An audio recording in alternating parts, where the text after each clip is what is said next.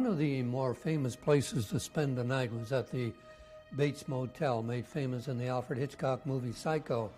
However, where we are staying this night, there's no Norman Bates hanging around a shower, or Mother Bates, or what's left of her, waiting in an upstairs bedroom, we hope. So let the journey begin to another ghostly place, to Grand Manan Island and the Gothic setting of the Marathon Inn.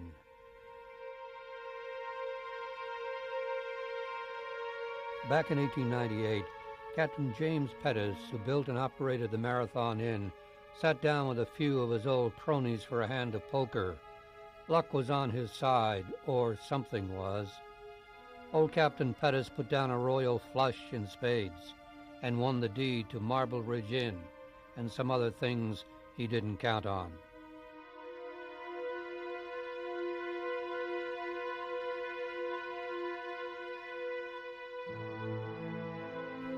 Captain Pettis didn't like the original location of Marble Ridge Inn, so he had it moved next to the Marathon Inn. It would later be known as the Annex. 3 of the workmen involved in the moving of the inn were accidentally or mysteriously killed. According to guests and employees, 1 or all 3 are still there, at least in spirit. Spend a night at the inn, and you will hear many things that are not in your dreams. They are in your room, in the hallways, and on the grounds. The sounds of loud footsteps in the dead of night, somebody hammering and sawing. Coat hangers in closets keep moving for no apparent reason. It is as if someone or something invisible was moving the hangers.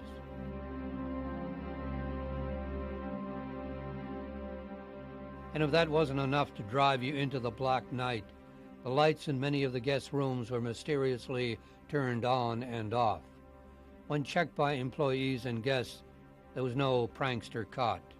And then there are the nights when guests lie awake while strange things occur. One guest reported the taps in the bathtub were turned on. When she turned them off and went back to bed, the tap in the sink came on.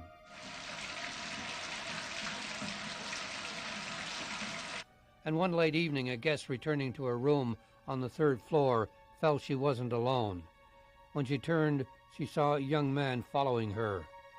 Was he one of the workers who was killed while moving Marble Ridge Inn? Some say he was.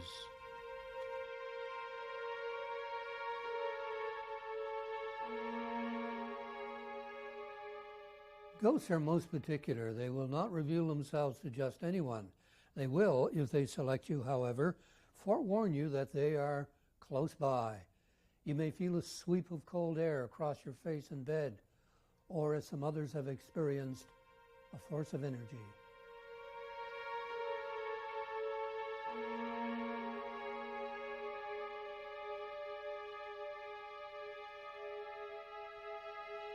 So I was left alone in the room, and I really had not lied down longer than 15 or 20 minutes when I felt vibrations, like tremblings. First I thought that maybe it could possibly be that the room was very old. For a while I began to think that everybody left to go on a whale watch and I was the only one there, and the inn was going to collapse and they'd find me in the rubbles.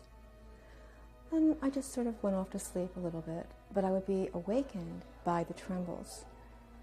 That ended and I went to sleep.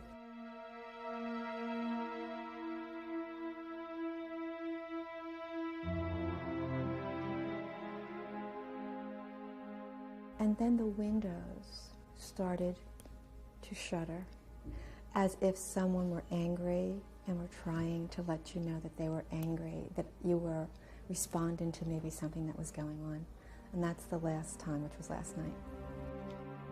When asked by guests if the inn is haunted, the owner, Jim Leslie, doesn't attempt to scoff at the possibility.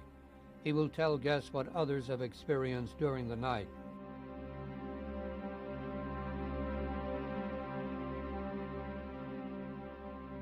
Well, over the years, there's been a number of reports from guests. Personally, I've never seen one, but guests report on them frequently.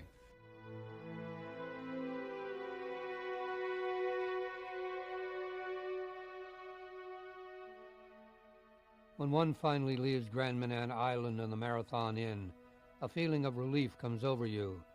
Perhaps there is more there than meets the eye. And if you're up to it, and you want the experience, take along Dorothy Dearborn's book on ghosts, demons, and things that go bump in the night. That, too, will keep you awake. For Maritime Mysteries, I'm Bill Jessome.